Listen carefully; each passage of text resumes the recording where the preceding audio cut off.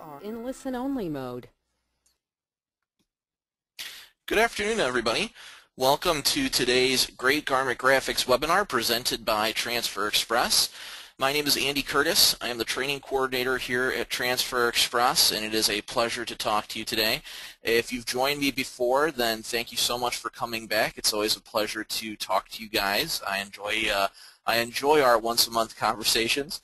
If you're new, then welcome, and it's going to be a fun 45 minutes to hour, depending on how long we go here. As always, folks, I encourage every and any question you can possibly come up with. The lady behind the curtain is Jody Weiler from Great Garment Graphics. Hey, Jody, how you doing? Great, Andy. Thanks so much for joining us today, and thanks everyone out in the audience for joining us today as well. If anybody has any questions, please feel free to ask in the message box. Jody's going to sort of keep track of those, and if I don't ramble for too long, we'll do a question and answer period at the end. If I do ramble a little too much, then instead of doing live Q&A, you'll get a response via email for any question you ask. So we love the interaction, so please feel free to ask away. In the meantime, we usually start these webinars off with some poll questions. The topic today is creating art for screen printed transfers. Now, this is always a fun topic because there's usually a lot of questions, but Jody, if you'd run that first poll for us. Yep, it's launched. Our first poll question is, what program do you use to create your art? This is always a fun one. I think that there could probably be wars fought over this question. The Corel Draw versus everybody else, or Corel versus Adobe, or what have you. So different worlds for sure. So it's good to get a baseline. Here at Transfer Express, we use Corel Draw, just so everyone knows, just so we have a line of reference here. Okay, it looks like just about everybody's voted, so I'm going to close the poll. So we do have 26% that are new, so it would seem that they're probably not using a specific program.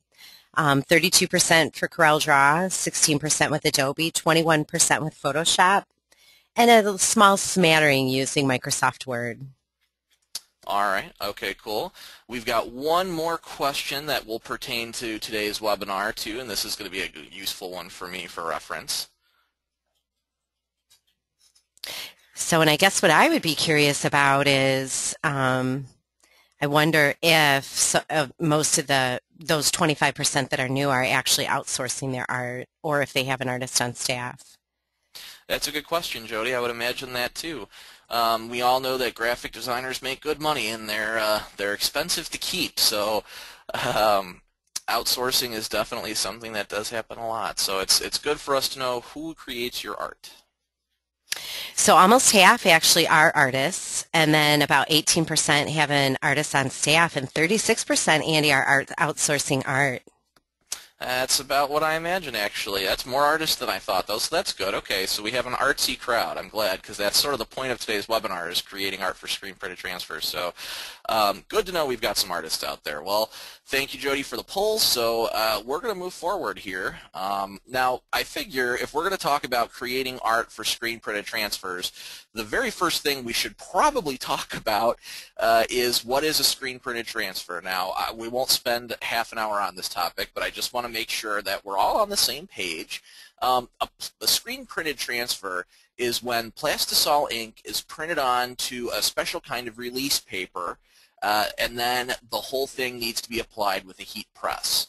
So basically a screen printed transfer, for all intents and purposes, folks, is we're screen printing. We're screen printing just like you all might if you're screen printers yourselves, or if you outsource your screen printing to a local shop, whatever you might be doing. We're doing the same thing. The only difference is our ink, instead of being printed directly onto the garment, is being printed onto a piece of release paper. The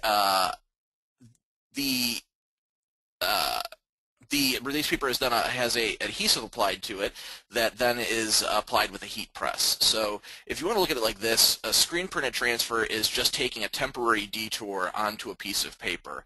And then when you apply the transfer with the heat press, you're finishing the curing process, you're finishing the adhesion process, and that's that. So in the end, you've got a plastisol decoration on a shirt that's just like the screen printer would have done if it had been done directly on the garment. So we just want to make sure that everyone's clear on that. We're not talking about some kind of crazy alien process. It's the same screen printing, the same plastisol inks. The only difference is it's taking a detour onto a piece of paper. So so screen printed transfers are screen printing, just so we can be clear about that. So this means, for reference then, this means that the artwork that you make for screen printing, for all intents and purposes, it's pretty much the same as the art that would be done for screen printed transfers. Now as we talk today, you'll see there's a couple little tweaks and a couple little subtle differences, but nothing crazy.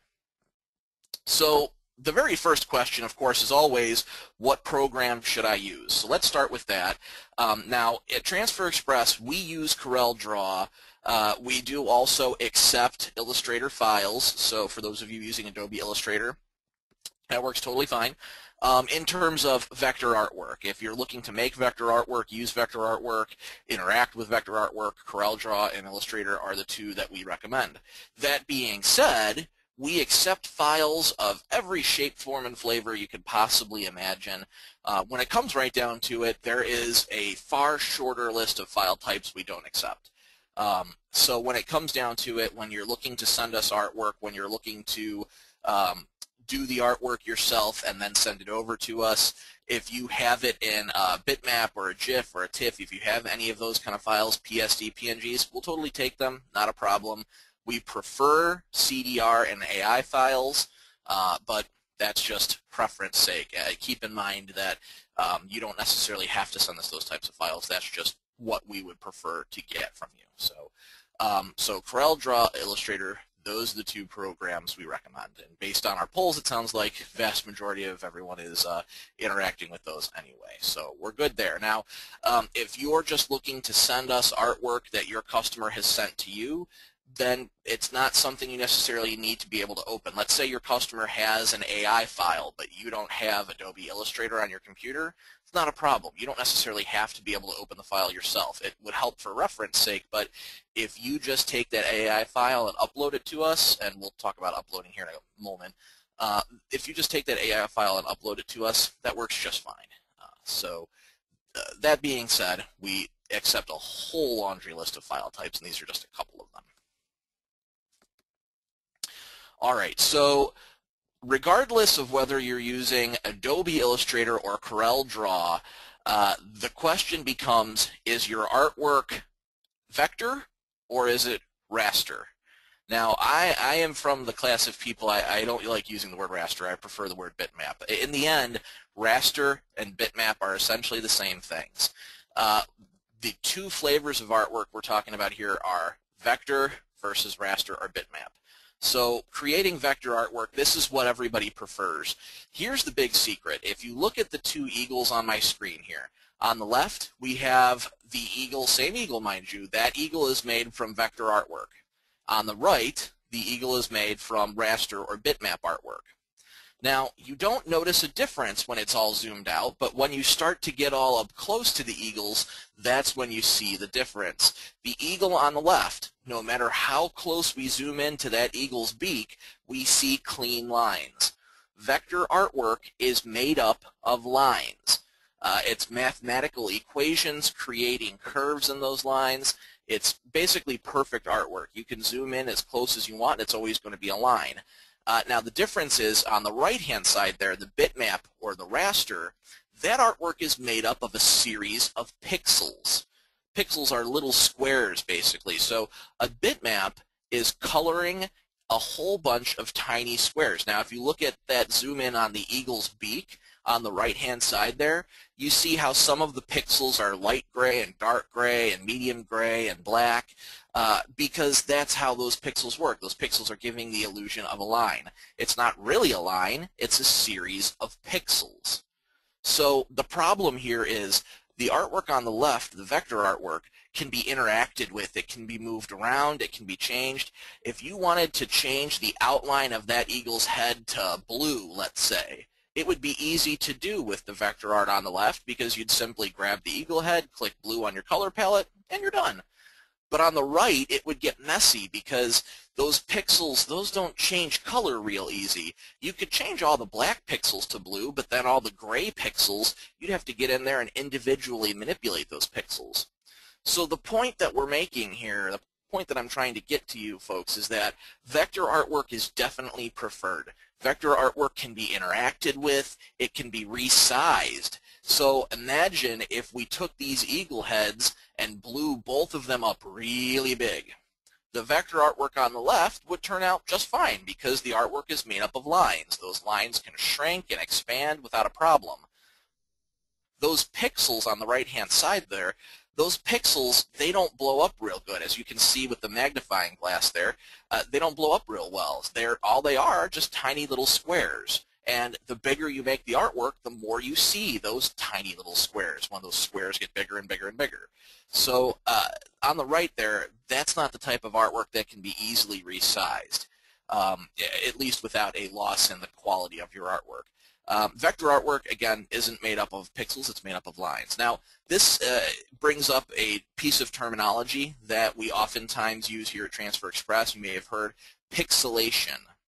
Pixelation is when you've blown up a bitmap or a raster piece of artwork, and when you blow it up, you start to see the individual pixels. Suddenly, that eagle's beak doesn't really look curved, it starts to look jagged because you can see the individual little pixels.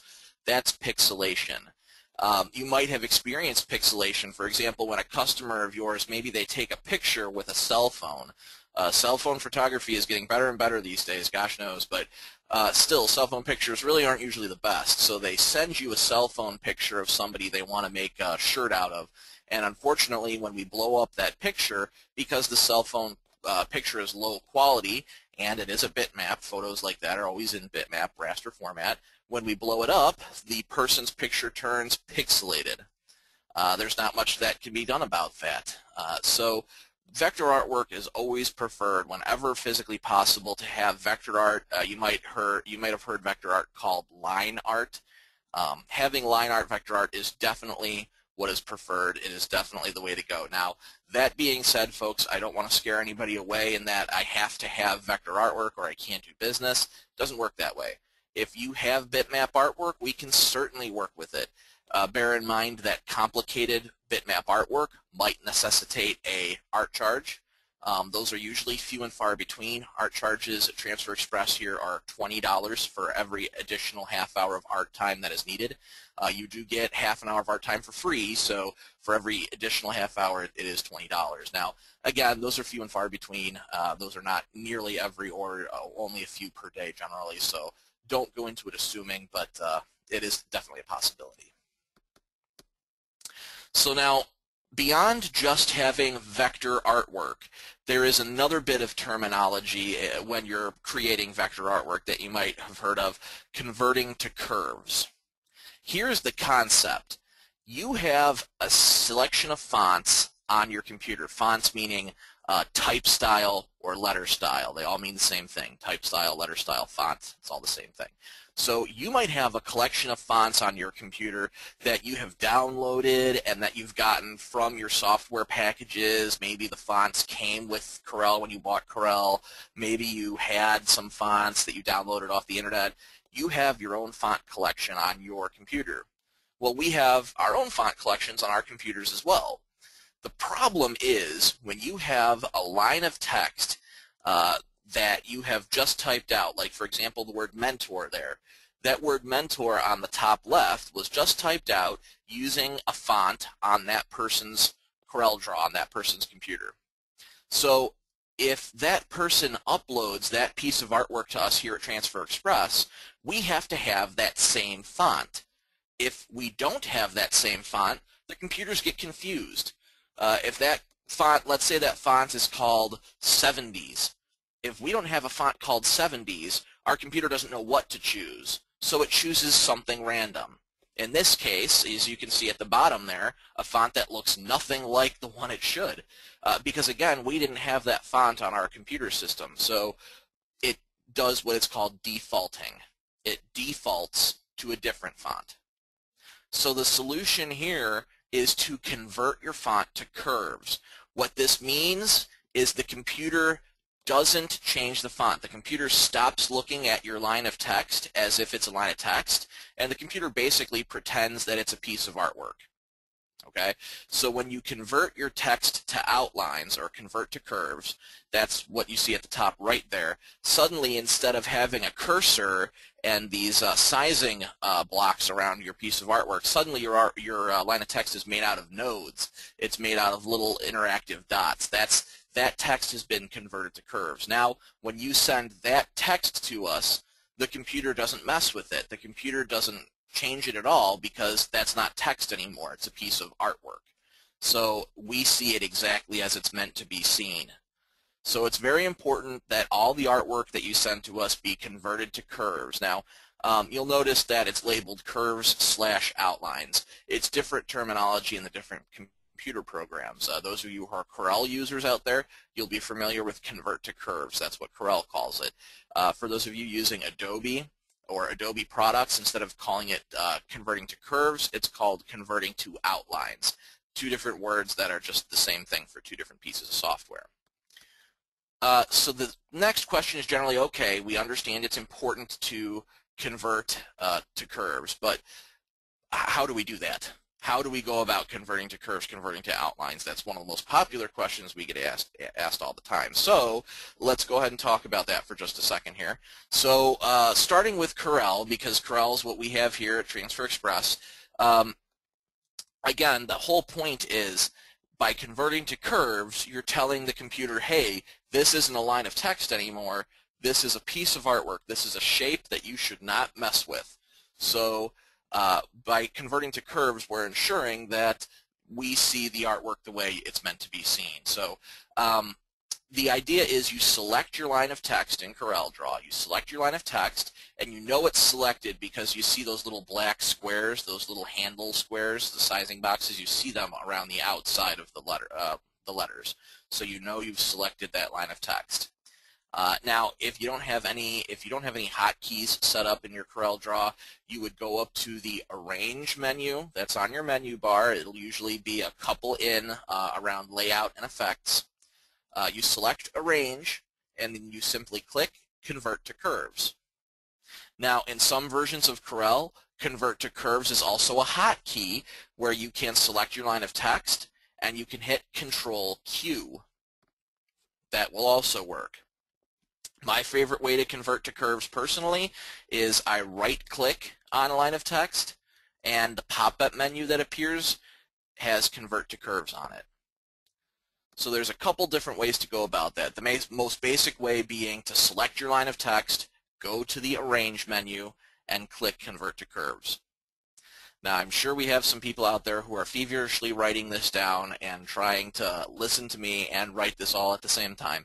I forgot to mention at the beginning of the webinar, if you do want a copy of this webinar, including all of these slides and this discussion, the webinar itself is being recorded, and you'll be able to download these slides at Great Garment Graphics afterwards. So don't stress out. Don't try and ignore me and write all at the same time. You can have all the information, I promise. So that's Corel. Let's talk about Adobe here next. So for Adobe, you're going to select your text. You're going to click the Type menu, and you're going to choose Create Outlines. Now, Adobe also has a hotkey set up for this. It's not the same as Corel.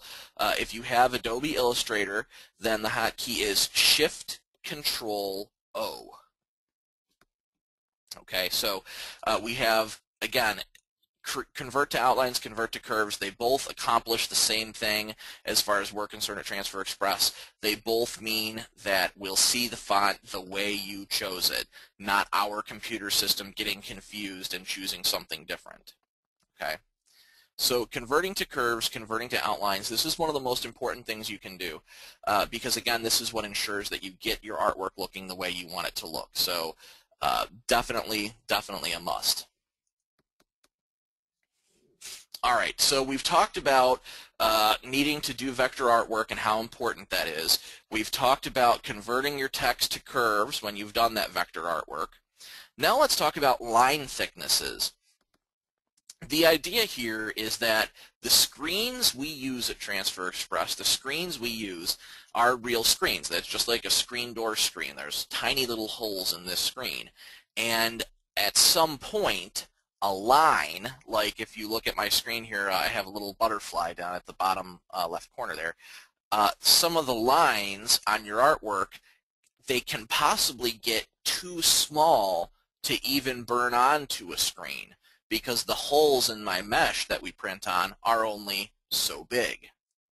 So at some point, it is physically possible for artwork to get too small, for lines to be too thin to even burn onto a screen. At Transfer Express, our minimum line thickness is 0.012 inches, or if you're a points kind of person, you're working on the point scale, it's 0.864 points. For those of you not familiar, points are just another unit of measurement. Some artists prefer to use points, some prefer to use inches. So either way, 0.012 inches or 0.864 points. All right, this is the minimum thickness that something can be. If you have something that is under 0.012 inches thick, it cannot burn into a screen. All right, so at the bottom of my screen here, I've given you an example of the training tool that we actually use to train our customer service reps here at Transfer Express. On the left-hand side, we're looking at the butterfly. Now, that's a very tiny butterfly, and we know that all of the butterfly's lines, all of his outlines and all of his black areas, his antenna, the detail in his wings, they all have to be 0.012 inches thick. So how do we check that? How do we make sure that your artwork, that our artwork, is 0.012 inches thick? The trick is to make a rectangle. Now, whether you're using Adobe or Corel, it's usually very easy. There's usually a rectangle tool, draw tool. Draw yourself a rectangle. Make that rectangle 0.012 inches thick, or 0.864 inches thick. Now, once you've sized that rectangle to that size, you know that anything smaller than that rectangle you just made, anything smaller than it, will not print. So you can take that rectangle and move it around your file and compare it to the line thicknesses of your artwork. So in my bottom left-hand corner there, we've drawn a gray rectangle that's 0.012 inches thick, and we're comparing it to the butterfly's antenna. Now, I know on my screen it's probably a little bit small, you can't see it very well, but that butterfly's antenna is actually thinner than my gray line.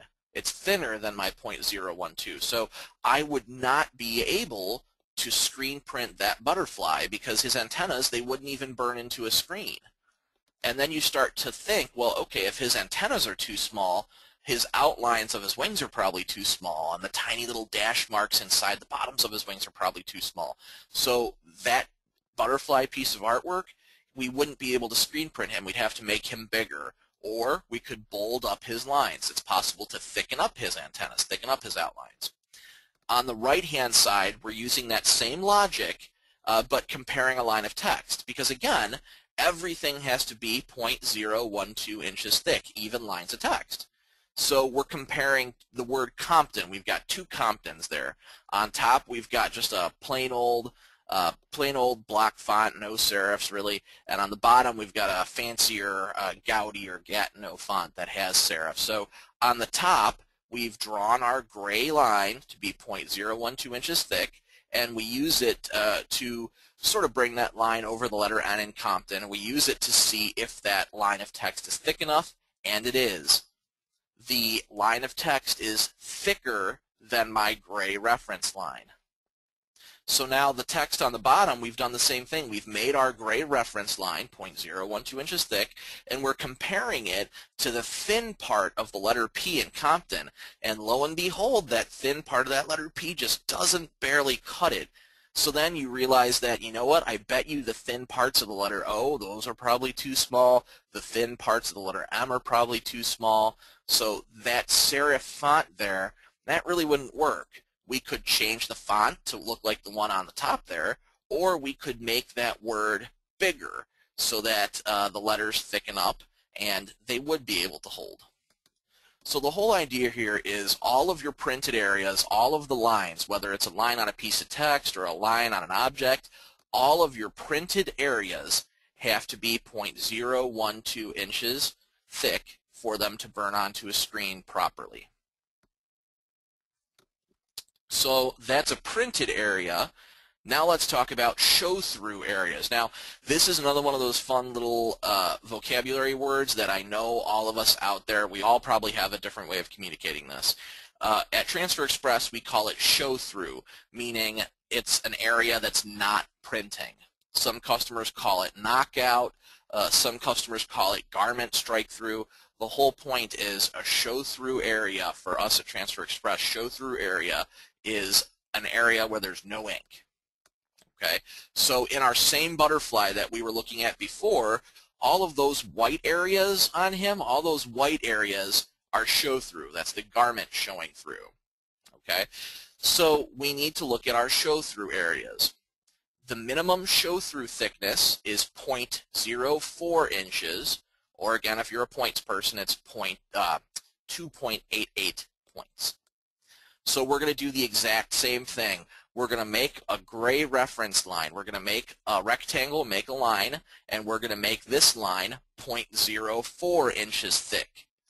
Then we're going to move that line all over our piece of artwork, and we know that if something is smaller than that line, the show-through area is too small. So now the question that we get asked is, okay, wait a minute, why is show-through important? We understand why the printing area is important, but why is show-through important? When you're making a transfer, think about what happens when you press that transfer. When you have a transfer in your hands, you put it onto your heat press, and you press that transfer. It's being heated up to quite a temperature, 360 degrees or more. When you heat up ink to that temperature, the ink wants to expand. Suddenly we're back to high school physics class. When you heat up ink, the ink wants to expand. Our experience at Transfer Express is that if your show-through area is smaller than 0.04 inches thick, that the ink will close up that show-through area. The ink expands and closes up on itself. Now keep in mind, this is not an exact science. That doesn't mean that if something is just a tiny bit under 0.04 that it's going to close up completely.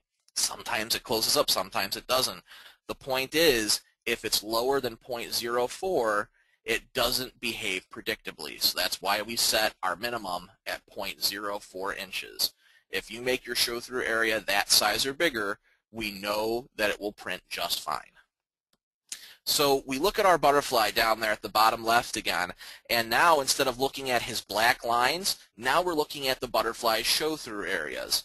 The white is the show-through, and we're looking at some of his little dash marks on the bottom part of his wings there, and we can see that our gray guideline is bigger than his show-through area. So his show-through area is smaller than 0.04.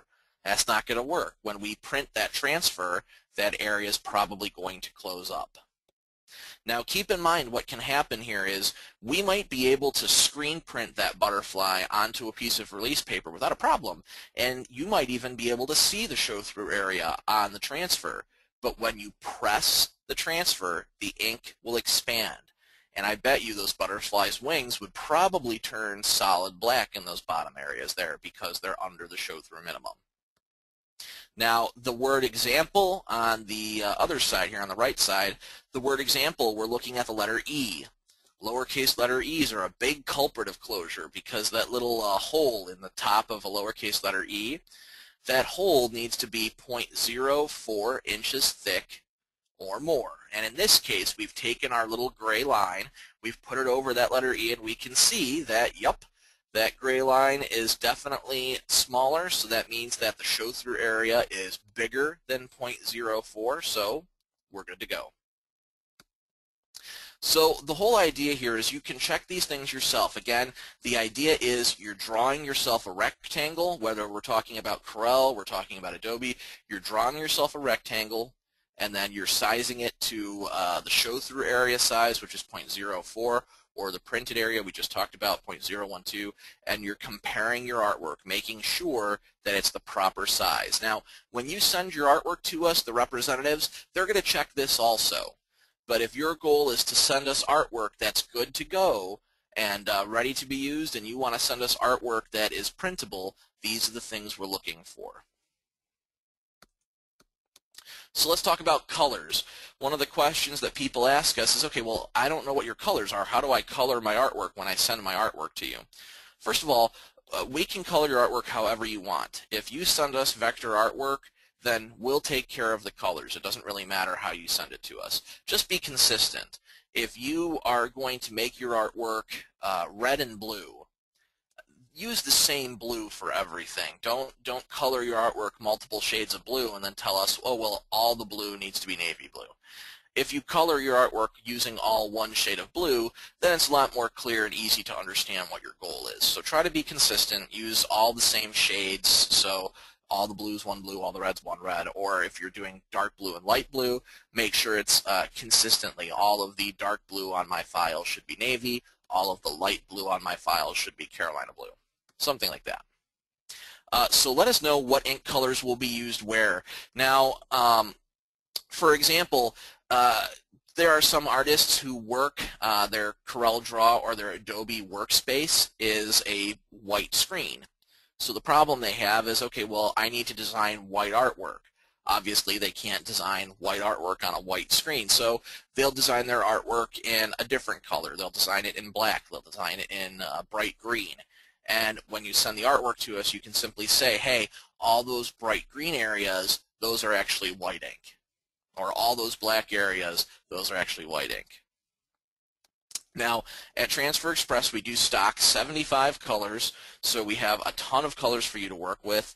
The colors are easily viewed on the website. Now, keep in mind, if you do look at our colors on the website, those are just digital representations. They're not necessarily going to match 100% when it's been screen printed. If you think about it, this makes sense.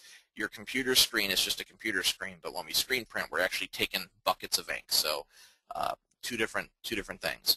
But you're welcome to view our stock colors on our website. We also sell our garment printing color selector for $20. It's $20, and you get an actual printed sample of all 75 colors. Now, if you are not using our stock colors, that's totally fine. If you have your own special color that your customer needs, a very special shade of red, that's not a problem. Design your piece of artwork with red, and then tell us when we call you, hey, that red needs to be my special PMS 125C. It's not a problem. We can help you out there. So however you set your colors, just make sure to be consistent and make sure to communicate to us what your intentions are. All of my this is this, all of my that is that, and so forth. So gang sheets. This is another bit of Transfer Express terminology. Gang sheet refers to putting multiple designs on one sheet of paper. Now, you're welcome to create your own gang sheets with us. If you send us custom artwork, you are totally welcome to cram as many pieces of art as you want to on one sheet of paper. The paper we work with here at Transfer Express is 11¼ by 14. So whatever you can fit on that one piece of paper, like you see on the far left-hand side here, we've got an example of a gang sheet. This person has crammed a whole bunch of stuff on one sheet of paper. Again, this paper is 11¼ by 14, so if they need an adult-size design, but then they also need a heart size, and they need something to go down the sleeve and something to go on the leg, you have room to work with. So this person has laid out their own gang sheet. You're totally welcome to do so. There's a couple things to keep in mind, though. Bear in mind, for example, that we do need there to be ½ an inch between your images. If there's at least ½ an inch between the images, then we can ensure, number one, that you'll be able to cut them, but number two, that you don't have to worry about the ink merging together during the screen printing process and sort of creating a mess. So half an inch between the images is the best idea. They don't have to all be facing one direction either, keep in mind. Rotate your images. If you're trying to get the most bang for your buck, then play with the images. Rotate them around, turn them 90 degrees, see if you can fit more like that. And they don't all have to be the same image. They can all be different pieces of artwork if you so desire. So gang sheets are definitely a way to save yourself a whole bunch of money, because you're paying for that one sheet of paper. You may as well cram as much as you can on there. Now, when you send your artwork to us at Transfer Express, this is something that the representatives are also going to watch out for you. It's always going to be our goal to save you as much money as we can, but if you go into it knowing that you're working on 11 1/4 by 14 sheet of paper, you can sort of plan ahead like that yourself. So you're welcome to set those gang sheets up again. Just make sure you have your workspace set to 11.25 by 14. And it doesn't matter which ways. It doesn't matter if it's portrait or landscape. Either way, we'll rotate the paper to fit your needs. And just make sure you have half an inch of space in between everything that you do. It can take a little bit of time to set up gang sheets. It can be a little painstaking, the trial and error, especially if you have a customer who needs certain sizing. It can take you some time to set it up. But in the end, you save a lot of money, and it is definitely a good thing. So here are the things that we're going to ask you at Transfer Express. When you have made your custom artwork, you've set up your vector art, you've converted it to curves, you've ganged it all together, you even made sure there's enough space between everything, here are the questions we're going to ask you. Now, keep in mind that setting up your artwork for us is super helpful, but there are still things that we need to know to make sure we give you the right type of transfer, or to make sure you're not trying to do something you shouldn't be doing. So we're going to ask you, what type of garment or accessory are you putting it on? Is it cotton? Is it polyester? Is it nylon? As long as you have the garment, you can read off the tag, or if you're purchasing the garment out of a catalog, you can tell us what the catalog says. As long as you can tell us exactly what the manufacturer says the garment is made out of, or the accessory, whatever it may be, then we can point you in the direction of the proper type of transfer. So if you tell us it's going on a nylon bag, we can make sure you get the type of transfer that works on nylon. If you're putting this on a polypropylene, piece of polypropylene, we know, hey, that stuff is really heat sensitive, so we can make sure you get the transfer type that will not melt a polypropylene bag. What color garment is it? Some of the colors that we use at Transfer Express, some of them are a little finicky. Some of the whites and yellows, they don't like to cooperate on the darker colors. So the color of your garment will help us decide which transfer to use.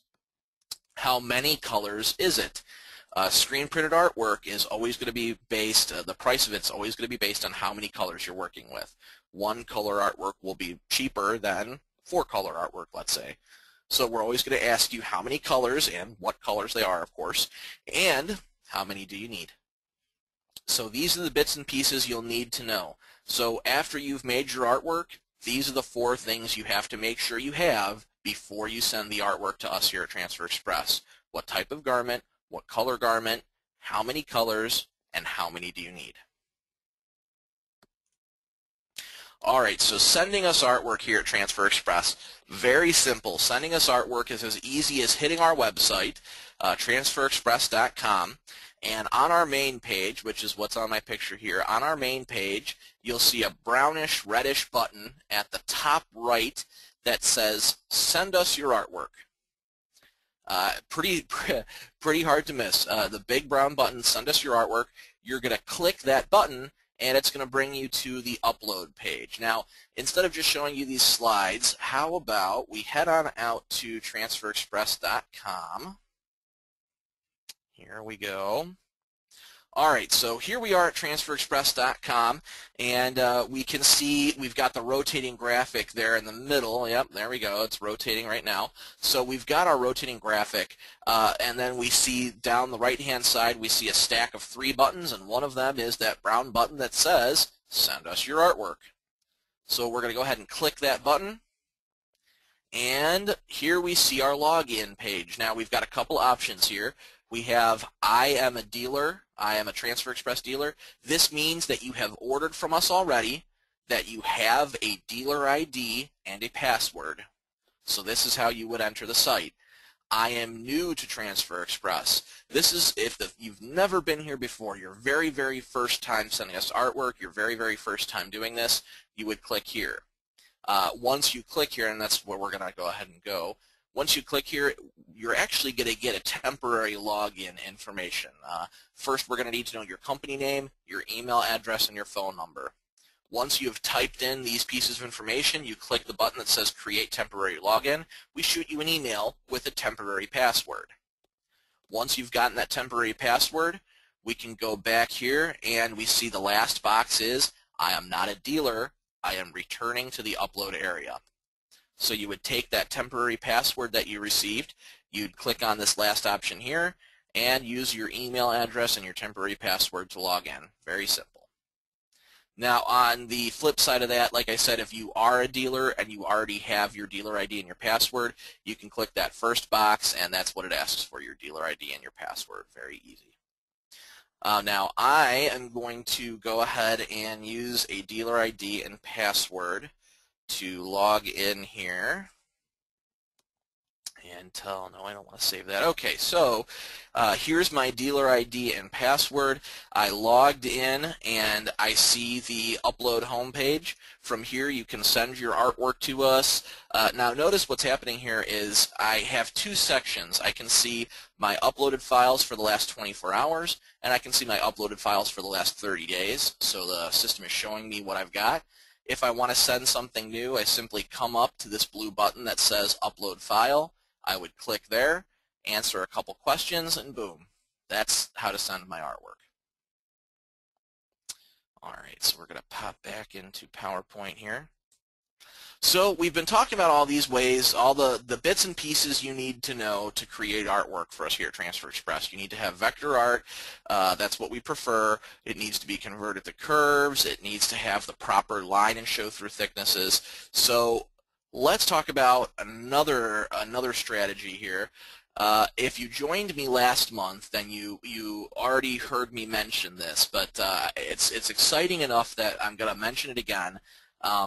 What if we made it easier for you to create artwork? Now, right now, if you make all that vector artwork, you make all that text converted to curves, you send it to us here at Transfer Express, we make the artwork for you, we print the transfers, we consider that an Easy Prints Plus order. It's a custom order, takes a little bit longer, it's on a little bit more expensive price scale. But what if you could design custom artwork using our stock art? What if you could use our stock artwork to create something fun and exciting? That is what our new EasyView system is going to allow you to do. The improved EasyView system is coming out very soon. We're talking a matter of months at this point. The new EasyView system is going to allow you to move artwork around, add text, add clip arts. You're going to be able to use our bits and pieces to make your own layout and design. You'll be able to enlarge or reduce text and clip arts. You'll be able to make your own gang sheets, and then you'll be able to take that design and see what it will look like on a shirt, on a pair of shorts. You'll be able to see what it looks like on apparel.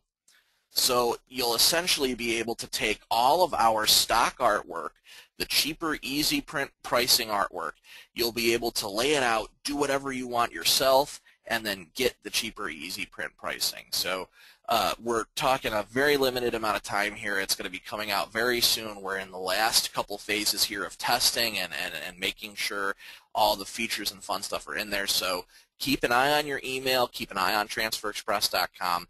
This is going to be the next big thing you're going to hear about with us, and I hope that next time you talk to me, we're even closer to getting this rolled out for everybody. So definitely fun and exciting. Definitely fun and exciting. So, okay. All right. So I'm not sure if we have any time left over for Q&A. Jody, if you're still with us there, do we have time for some Q&A? Do we have any questions that have rolled in? We absolutely do have some time. Philip would like to know if you have the PMS color match for your colors. We do. You know what, actually, why don't we go out there and show you where to find that at, shall we?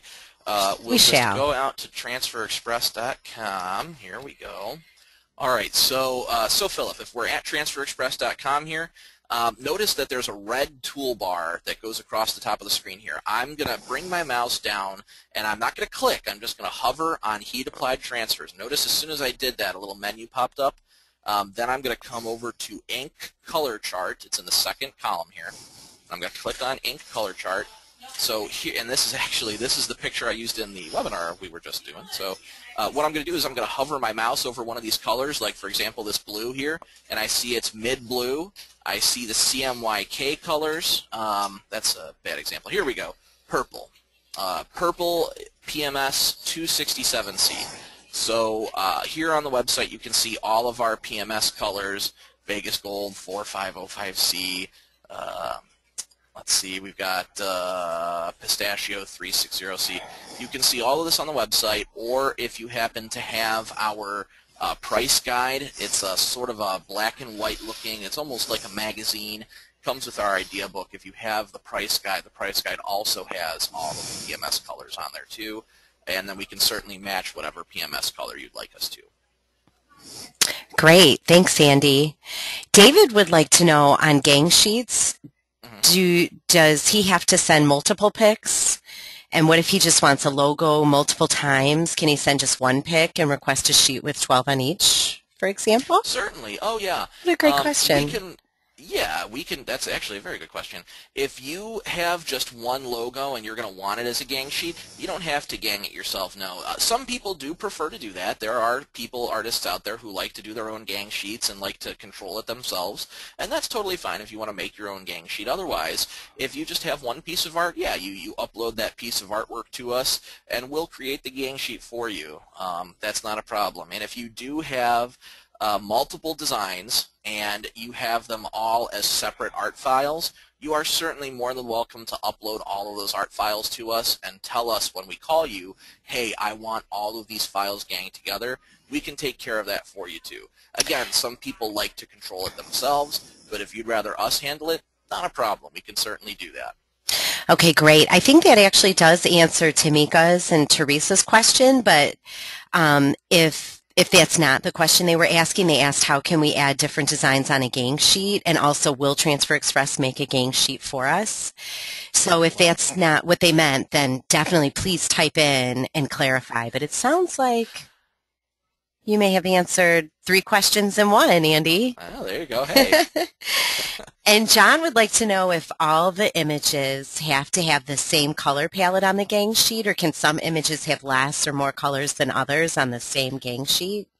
You know what, John, that's actually a good question. Here's what makes that complicated. The short answer is no. They don't all have to have the same color palette at all. But let's just say, for example, let's say you have 3 pieces of artwork. One of them is black, one of them is white, one of them is red. And you put those 3 pieces of art on the same gang sheet. So you've got the black image, the white image, the red image. That gang sheet is now a 3-color gang sheet, black, white, and red. So what happens is the representative will take the time to see how much a 3-color order would cost you. Then we do some math, and we see if it's cheaper for you to do those as 3 separate 1-color orders. So the answer, John, is no, they don't all have to share the same color palette, but depending on the price, it might be better to do them separately. We'll always help you out with that. Okay, great. And David would like to know, once he has an order, is that file saved for future prints to be ordered, or does he have to continue sending it in again and again? Oh, good question. No, we do save these for quite a long time. You know what? I'm not sure off the top of my head the official time period we put on that. I believe we say we'll officially save it for a year or so, but we have artwork that goes back since before I started working here. So, right, which is longer than I care to admit. So, no, we definitely. We definitely save your artwork, so you don't have to worry about that. My advice for you there is when you get an order from us, it has a packing slip, and on the packing slip is an order number. It always starts with a letter. For example, this year all of the orders start with the letter K. So save your order number because that's how to reference your artwork in the future. Perfect. And Susan would like to know, how does the process differ for the express print process? And I'm assuming by express print she means the digital in order to order CAD prints. Okay, CAD prints are apples and oranges here. We could have a totally separate webinar on how to do artwork for CAD prints, I think. Yes, you could. I'm going to assume that we're talking about gang sheeting. If we're talking about gang sheeting, then no, we don't gang sheet for CAD prints. CAD prints are always done individual images because if you think about it, it makes sense. Screen printing is done on sheets of paper. A CAD print is created on a rolled good, so there really aren't sheets of paper to do gang sheets on. So CAD prints are done individually. Artwork, you can sort of apply the same logic. We prefer vector artwork, but when it becomes a CAD print order, it actually doesn't really matter quite so much if it's vector or bitmap, as long as you have a really high quality bitmap.